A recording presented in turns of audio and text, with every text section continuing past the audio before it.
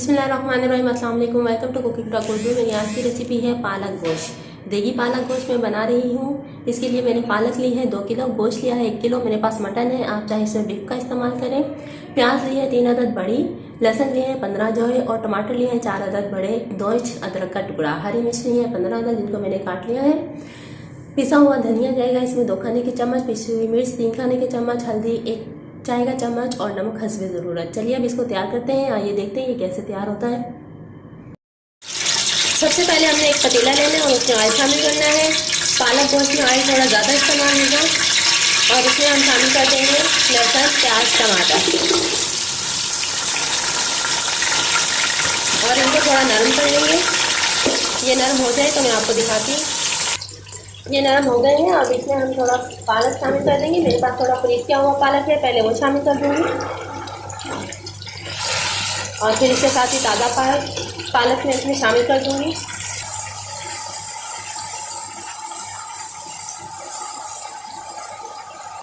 पालक शामिल हो गई। अब इसमें हरी मिर्च शामिल करेंगे और नमक शामिल कर देंगे और इसके साथ ही इसमें तकरीबन 2 गिलास पानी शामिल कर देंगे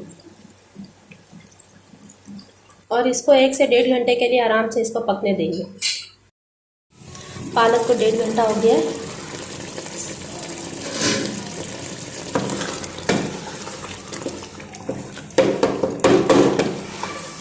अब इसमें गोश्त शामिल करेंगे,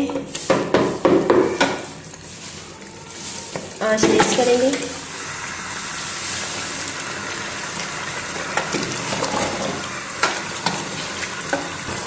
और साथ ही इसमें मसाले शामिल कर देंगे, मिर्च, हल्दी, धनिया और इसको अच्छी तरह मिक्स करेंगे और इसको 1 घंटे के लिए धीमी आंच पर पकने देंगे ताकि गोश्त जो है वो गल जाए और पानी की इसमें ज़रूरत नहीं है, इसलिए पानी शामिल नहीं करेंगे।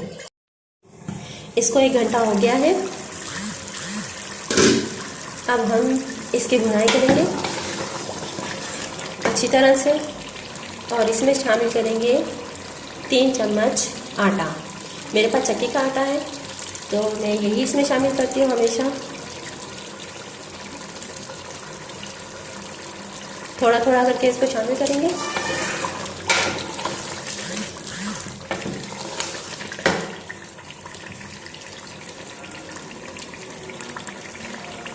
और अच्छी तरह इसको भून लेंगे। आंच तेज करेंगे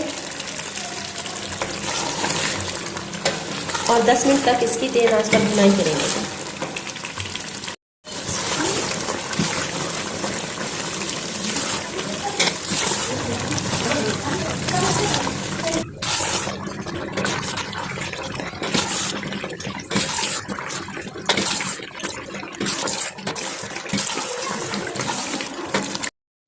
पालक गोश्त की भुनाई हो गई है।